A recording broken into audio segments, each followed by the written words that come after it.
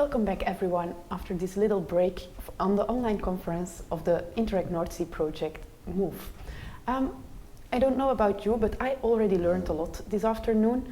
The last part we saw that making fun making the alternative mobility solutions into the experience, making it fun, could be a trigger to go on vacation with alternative mobility solutions. But that was a previous part, the offsprings. Now we go to the future effects of the project, of the project MOVE. What has been learned we already had, but what are the future effects? And for that, I have I think the most international part of the conference today here, because online we have Anna Thorman from Gate 21 from Denmark. We have also here in the studio Minze Walvius from Advier in the Netherlands, and from Germany, Tim Lemke from the University of Göttingen. Maybe I can ask first at you two to present yourself, and then we get a little introduction of Anna again. So Minze, would you like to start with your introduction? Yes, well, as said, my name is Minze Walvius. I'm from a consultancy firm called Advier. We are based in Delft. We are a small medium enterprise, so we are a private partner and a very proud partner of the project MOVE. Okay, great. Tim, just join us. My name is Benjamin Lemke. I'm head of the Smart Mobility Research Group at the University of Göttingen, and we are concerned with various mobility research, particularly at the intersection of information systems and sustainable mobility, and our proud partner of the MOVE project. Okay, two proud partners of the MOVE project. I suppose that Anna is also a proud partner of the MOVE project. Anna, I know you already introduced yourself in a previous part, but maybe some people only just joined us now for the future effects. So please, would you like to introduce yourself? Yes. Hi, I'm Anna Thorman. I'm head of sustainable mobility in Gate 21, a partner organization for municipalities, universities, and private companies. We work with green transition, and I've especially followed all the pilot projects in MOVE and taken that knowledge back to Denmark, to the local projects here. It's really great. You just explained what's so great about European projects. Having knowledge into the different regions of the North Sea region, taking it all back to your own country, your own region, and make things happen faster, better, and with more knowledge. So it's really what for me is also very important in an Interact project. Now, before going to a panel discussion, because I'm really curious about what you think about the future, we will first have another video. A video about an event, not a once in a lifetime event, but a 1 in a 10 years event, the Floriade. And so Advier will show us in this video what a 1 in a 10 year event can learn us about mobility, alternative mobility solutions, but also about smart mobility solutions. So let's take you to the Floriade and what can be learned from it. Enjoy the video. The Floriade Expo 2022 is an international horticultural exhibition that will take place in Almere, in the province of Flevoland.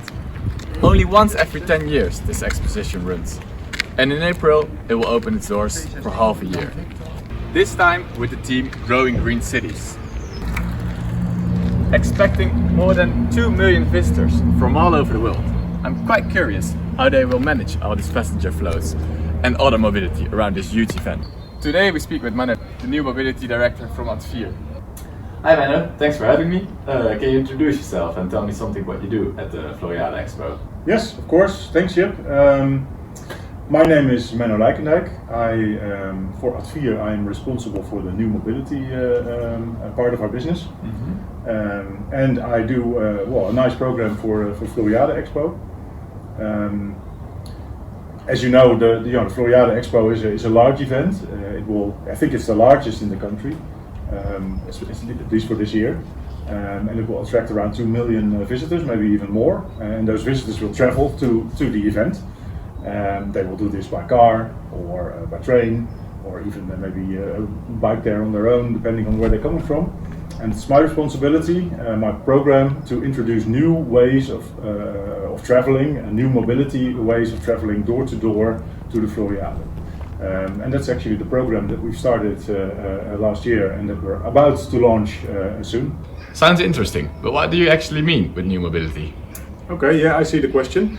Well, new mobility is actually for us is new choices that travelers tend to make to get from A to B.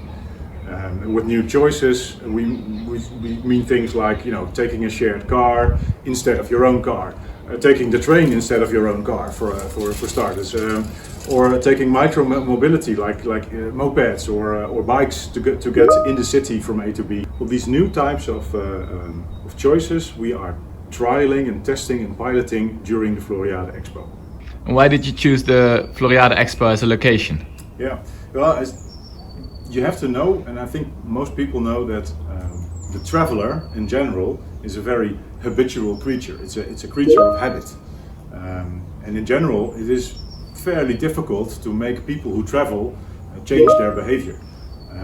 You go to work, you always take the car. You always take the train. But an event, especially a long-term event and a large event like the Floriade, offers opportunities for people to make a choice which they make once. It's a situation in which they are perceptible to make a different choice than they are used to, and which makes it very interesting for us to experiment with. Well, secondly, if you look at the Floriade as an event, it is an event that takes half a year, right? It's not just one day. So during this half-year period, we have the opportunity to trial and error and fix and trial again, right? So we can make cycles, very short cycles, in testing out new things and see what works. And this makes this event a unique testing ground. And thirdly, the stakeholders of the Floriade, which are the city of Almere, province of Flevoland, they really want to implement what is being learned during the Floriade in a wider area. And so we're really focusing on the Floriade Expo as a stepping stone, the first stepping stone for a rollout in a wider area. And actually, so what we learn, we can implement. And this is a very, very interesting concept. Well, that sounds quite challenging. Can you tell me something about the difficulties that you encountered? Yes, well, organizing an event like this on this scale has many dimensions, and we only cover a part of it, of course. But I think the most difficult things to overcome is if we run into business model challenges, right? For instance, most events, they depend for a certain part of their income on parking income. And if you reduce the amount of parked cars, then you have less money to spend. So what do you do with that? So this delivers discussions, and then you have to go back to the root of what are we actually trying to achieve. We are trying to achieve a optimal customer experience. And you get questions like, is it an optimal customer experience to park your car on a remote location? Or do we have different situations? So these are the types of challenges that we then get, and through working together with all the stakeholders on all levels, which we overcome these challenges. And another area of challenges is, of course, where you go into the physical infrastructure. Do we have enough charging hubs for the EVs that we are getting? Well, that all sounds super interesting. One final question for you. What are you most proud of? Right, okay, well, the first thing I'm actually proud of is working together with so many people during this whole COVID lockdown situation. Actually, even this week I've met some people that I've been working with for over a year now for the first time in person. Yeah, so it's been a challenge for everyone to get this going. But secondly, I think what I'm also very proud of personally is that what we see happening on the streets in the city of Almere at the moment, right? It's not just theory that we're working on. We're seeing 2 new charging hubs being realized. We're seeing new shared cars. We're seeing micromobility being introduced to the city for the first time. And we've actually been able to develop a new methodology of selecting neighborhood hub locations in the entire city. Right, so it's actually making things change in society. Well, that's definitely something to be proud of. Thanks a lot for the interview, and have a good day. You're welcome.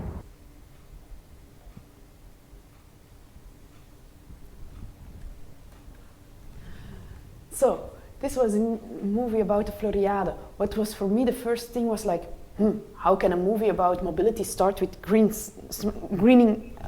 green cities? So I think some of my guests will explain that later on. But maybe I can first ask to you both, to Anna online, one question. If you want to react in one sentence, and it's difficult, but it's only one sentence on this movie, what would this sentence be? Vincent, would you like to start? Yes, the biggest challenge is breaking down the silos and having all the experts and entrepreneurs and service providers speaking the same language to go to a smarter future. Okay, it's already an interesting thing to talk on further on. Tim, what would your first reaction be? It's for smart solutions not to rely only on technology, because we still need to shift behavior and do things differently individually. Okay, I have breaking down silos, I have smart solutions.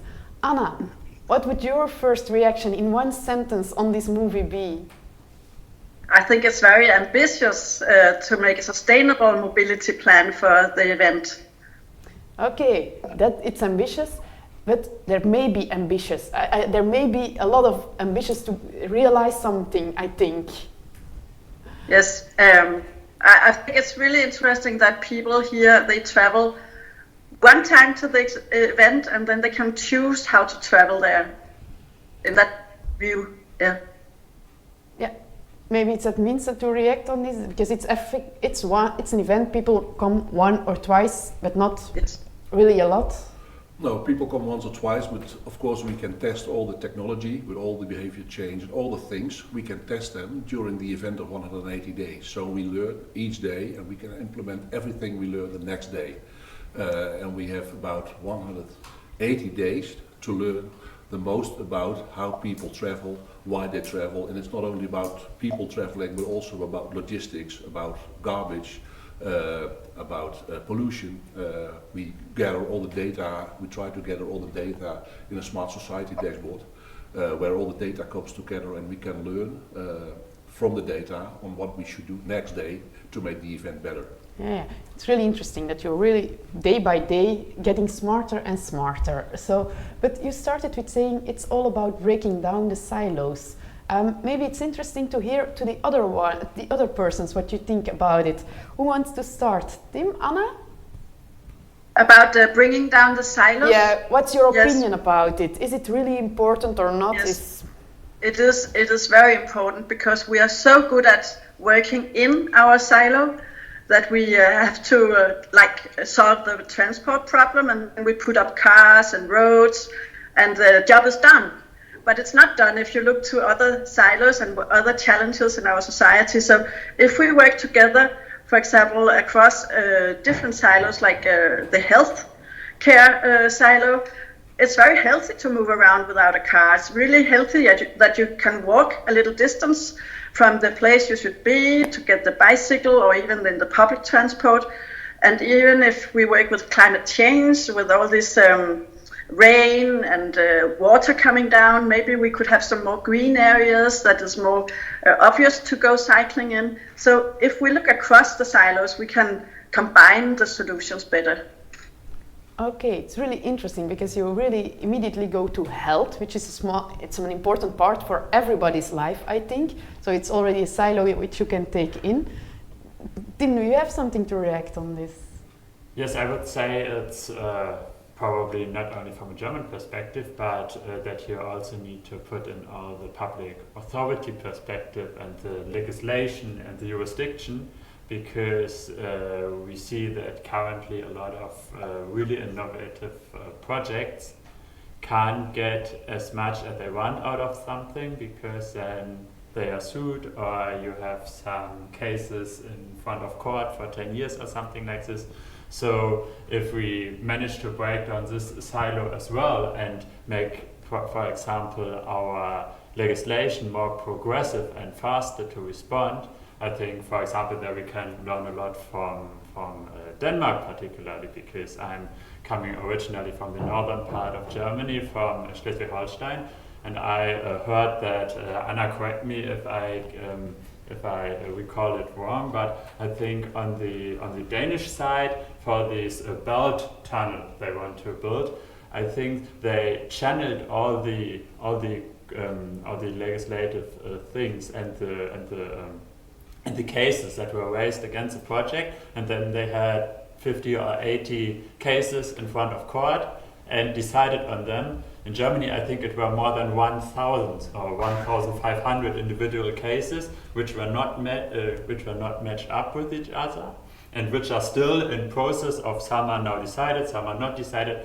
I mean, this is something probably where we just don't have the time any longer for such slow bureaucracy, and we need to really break up this thing and probably start to rethink how we want to live together, and also under which legislative system. Yeah, I already see something that Germany can learn from Denmark again in this part, the legacy part of the mobility and putting on roads, etc. So, Minze. Yes, but it's mostly about what we learned in the MOVE project. It's about speaking the same language. And of course, in the European project, we mostly speak English. But we have to speak the same language between all the experts, between all the governments involved, between private partners and public partners. And we have to speak the same language from mobility point of view, from city planning point of view, from health point of view, from climate, from energy, all those strong topics. We have to have the same vision, have to speak the same language, because after the Floriade, after the event, it's about society. We have to create a smarter society. How can we live together with more people in a greener area, good for future. So it's not only about working together at the project, but also after the project. How can people live together in a community towards the future? Mm-hmm. Yeah, I think what you mentioned is really important, that it's not only about a project, because if it would be only about a project, it's nice, you had a nice time the past few years, but it's the future. So if you think about the future, I heard already saying breaking down the silos, speaking the same language. What would you be like, okay, if we can do this the next 3 years, that would be such a great thing to do. What did you learn, and do you want to do now? What are you looking forward to with European cooperation or just in the region? Yeah, from my point of view, it's about co-creation, and what we learned in the MOVE project is to co-create with the end user. And what I'm going to do for the next couple of months and years is to co-create with different experts before we go to the end user. Because if we all go to the end user from our own expertise, nothing will change, and it's still a war between experts. And I think towards a smarter society, we have to co-create with public and private partners and with several experts. Yeah, I see you also saying like. Yes, of course, because I think this is one of the main advantage also if we want to proliferate technology that actually helps us to combat climate change. It's that it's not only more technology used, but also technology used in a more clever way. So that, for example, technology can help us to support sustainable behavior, and to help us if people are kind of like caught in the intention stage and they cannot really actualize the behavior, but they plan to do something but they don't do it. So this is for me something where technology really can get in and help people to translate their intention into a real world behavior. But there is, I think, a lot of research to be done, because for example, from the information system side, we are currently in a stage where we look more on how information systems can foster the use of themselves. So like social media, it works perfectly so that you just use them on and on and on. But in the end, how can we really make very good, for example, mobility apps, where then in the end, people not only want to use the app again, but still drive on their own, but for example, use the app and then share rides or go with a bike or actually change something in their daily routines. And I think this is something where we could really benefit from more research in various projects in the future. I heard you saying, how can we use the I technology? have another perspective, actually. Oh, so you can, Anna, please go. Yeah, I think it's quite funny that we talk about it as a professionals, that we have to break down the silos and cooperate with other professionals before we go out to the end user. But maybe the end user is more holistic than we are, because that's where their life is. It's not in silos. So actually, I think that the citizens and the end users, they can help us to look more widely on the issue that we have to solve with them, and then they can bring back other questions. But what about if I have to go with a lot of children to that place, or what about if I don't have the access to a car, can't drive the car, or I cannot use the app because I'm not technology scientist. So we get all these questions early in our solution when we develop solutions, and then it will become more holistic. Yeah, I don't know if you're saying a bit the same, I think, but Yes. from another perspective. So it's like, I hear we need the technology, I hear we need co-creation, and here I also hear you saying like, okay, but we have to do it from the start. We have to take everybody from the start with us. So I think we need the co-creation from the start and have smart technology to get it fixed. Yeah. Or is this wrong? Yes, and that's not the only thing. Working towards the future is also breaking down existing rules, regulations and laws, because they are all based on the past. And working towards the future, also the experts, the governments, we all have to change, and we all have to get used to new regulation. So actually, mostly it feels like a game, a simultaneous chess game. You are playing chess on 20 boards to 20 different experts, all with their own rules. And I think that's one of the biggest challenge. And putting the end user central, also what Anna says, is very important, because the end user says, it's nice to have a mobility as a service app. It's nice that I have an energy as a service app, but to recharge my shared car, I need two apps. Who was so crazy to thought about that we have two apps for just using one shared car, and that's also breaking down the silos, because the end user just wants clean mobility. Mm-hmm. These holistic concepts, I think, are really something we could look at, because I think it's also in different cities now with these e-scooters that hardly any city has thought about, okay, different operators are good for competition, but for example, you could demand them to have a joint booking platform, because at the moment in some cities now you have 4 or 5 different apps, and you need to open each app individually to look where is the closest scooter available for you. Yeah. And I mean, this just doesn't make sense. It's like, at least not from an end user perspective. So no, and then we only talk about mobility. Yeah. Then in the Netherlands, we're also looking for people to share their laundry machine, to share a fitness room, to share all kinds of other things, because we need more space. And the end user, of course, they just want service. They don't want an app. They don't want solar panels. They just want energy. They want mobility. They want the service. And it's about the holistic point of view. It's what's very important. But we are not trained to think holistic. We are experts.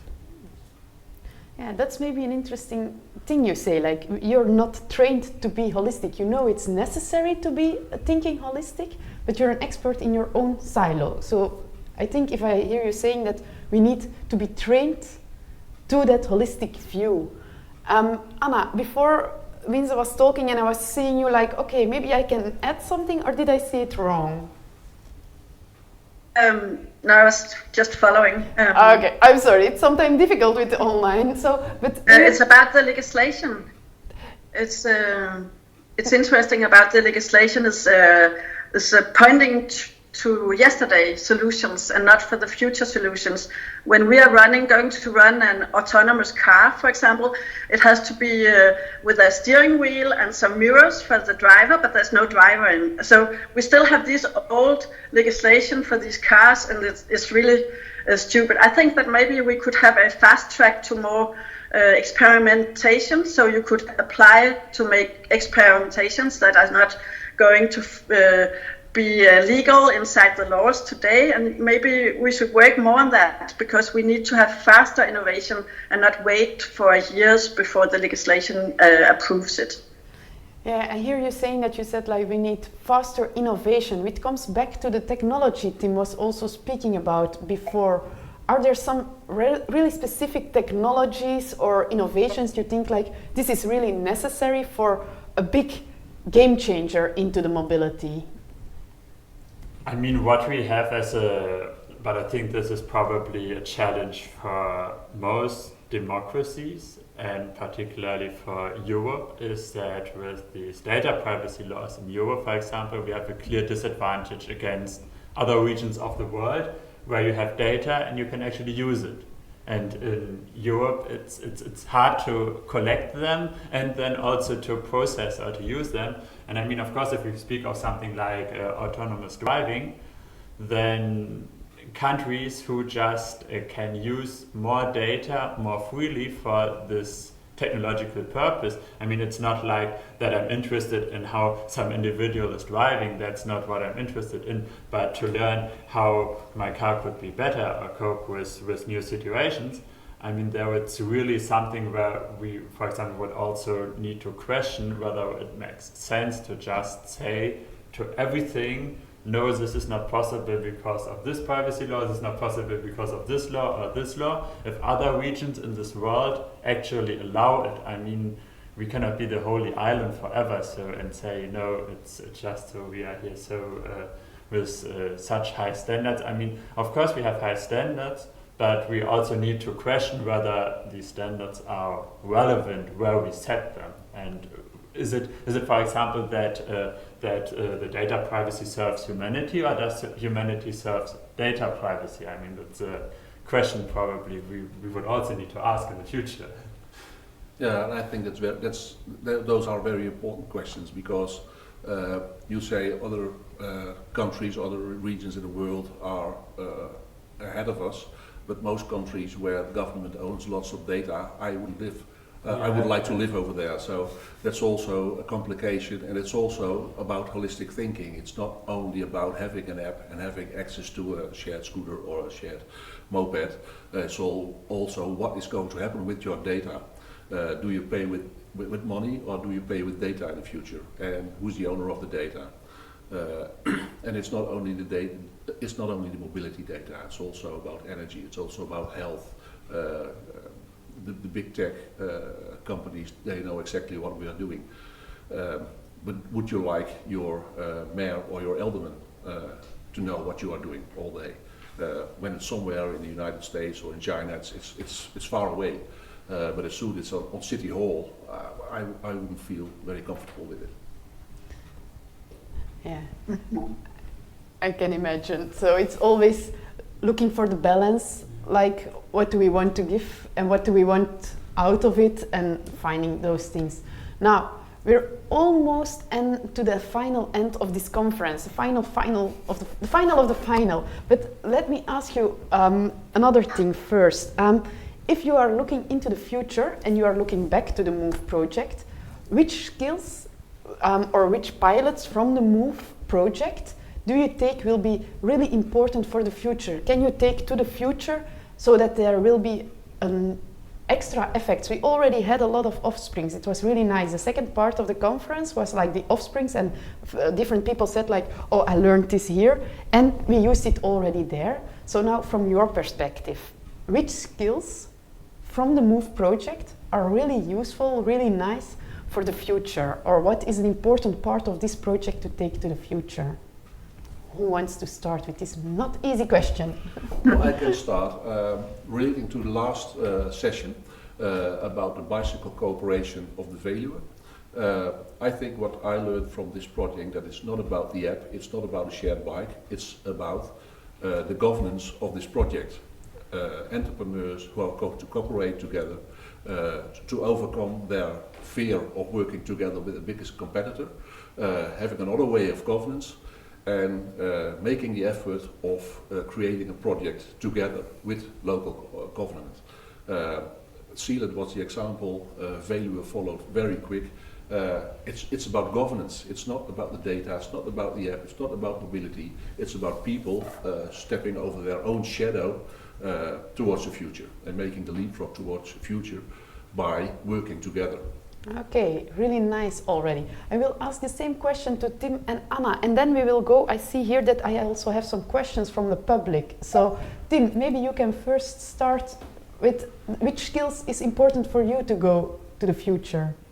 I think what we learned from the MOVE project, besides your lessons, Minze, are that it is really, really important to think on the one hand side from a user perspective, so really put the user first and his needs and what he thinks about everything, but at the same time also think your solution or what you aspire with the end in mind. So both perspectives, so be really user-centered and think from the end in mind, because it's easy to get lost somewhere on the way because you are in some trap holes or some sidewalks or whatever, but it's really what do you want to reach in the end, and then also, for example, look beyond what you want to reach. So for example, you could want to establish a shared bike system, but the shared bike system is not the means end. It serves some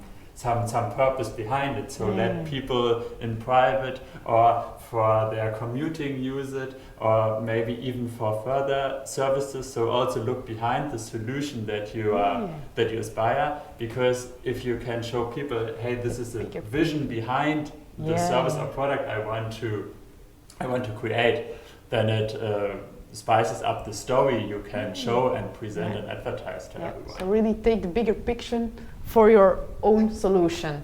Okay, Anna, do you have something to add to the skills you will take into the future? I think that it's very difficult to do co-creation, actually, and I learned that in this project, that we are planners and we are so used to like figuring all things out on the table where we work, and we have scenarios and plans, and then we go out and provide new services, but the people are not with us and they don't request it and they cannot use it, they have other suggestions. So I think that in projects like this we learn to go out in the real life and test and trial, and we are not very comfortable with it because we are not sure if it works. So we have to be in this space of unsecurity, testing, trying out, and then we have to tell our boss that we are testing and trying out and we don't know how it works. And so we have to have these projects that make us, it's possible for us to make this risk and experiments and in this case.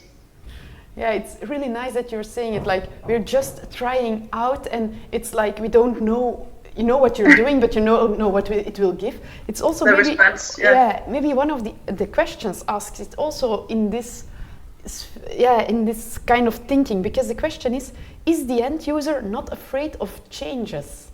It's because we were talking before, like, okay, we have to talk with the end user. So I think the co-creation part is important for that one, for the change, or do I see this wrong? I don't know who wants to answer on this. I think the end user is less afraid of changes than politicians are. And especially younger people, they tend to change quicker than we think. Of course it needs a lot of convincing, talking, etc.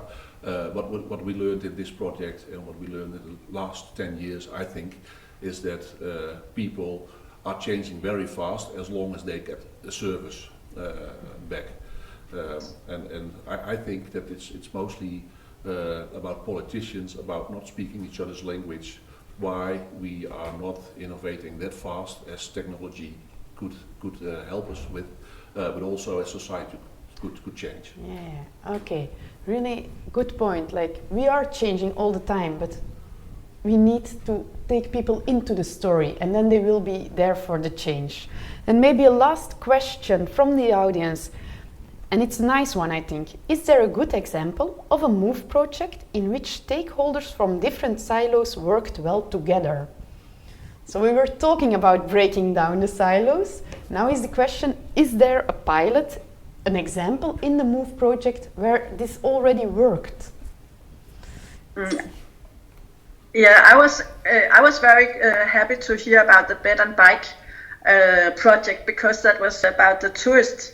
the tourists' needs and the tourist businesses, the hotels, and the people who are making money on the tourists, and how can they like scare them away by say that you have to leave your car somewhere else. So I think that was a really interesting pilot to see what is happening when you do this. And I think also the pilot of Mechelen with the Flexbus, I think was a really lighthouse pilot of this project, because they really managed to set it up, let it run, optimize it while it worked, speak to users again, got feedback, integrated it. Yes, and if you look at the Move project as a whole, of course the partners are already from different backgrounds, from different kinds of companies. So it's not only government or only scientists, it's a mixed group of users. And I also think that most of the projects are an example of co-creation.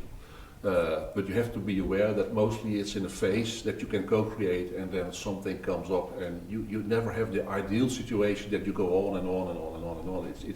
It's every time, it's small steps. And you saw it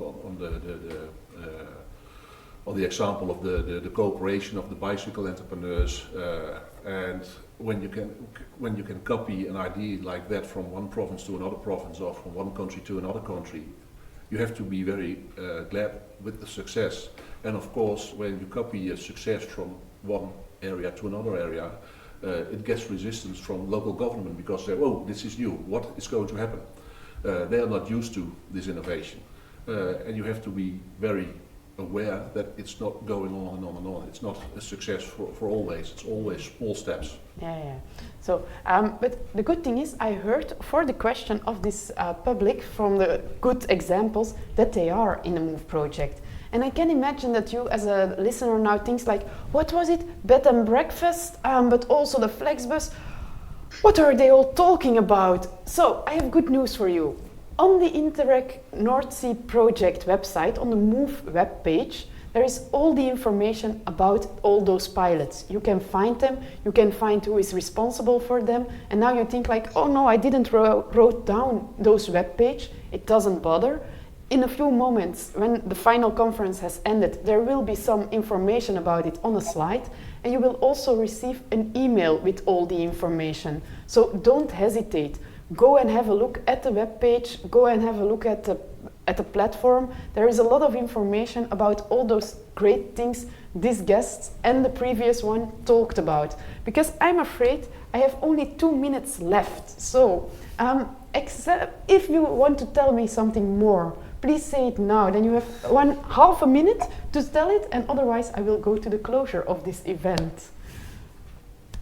Tim. Yeah, probably one thing we also learned about user involvement is that it definitely makes sense to start with the user in mind, but also set yourself some kind of boundaries, because it could also get on forever and ever and ever, particularly if you have very detailed discussions, because don't lose yourself in discussions. Sometimes also look at the bigger picture or the vision you actually want to aspire. Okay, I think that's a really good one for your side to end. Keep in mind the end user, but don't get too much involved in discussions. Minze. Yeah, and I think it's very important to realize that everything what we are creating is there for the coming 100 years. So it's not about the project now, it's the things that we create, the things we build, the new areas we build are there for the coming 120 years. So no change means going back 100 years in time. That's also a really nice one to end. No change is going back, and we have to go to the future. Anna, do you want to share something more?